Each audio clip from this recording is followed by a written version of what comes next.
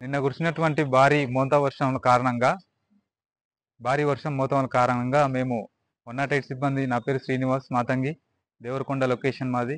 నిన్న జరిగినటువంటి దేవరకొండ మండలం మడమంక విలేజ్కి వెళ్ళడం జరిగింది. అక్కడ భారీ వర్షాల కారణంగా ఒక వాగు దాటనీయకపోవడం వల్ల అక్కడికి మా 108 సిబ్బంది వెళ్ళడం జరిగింది.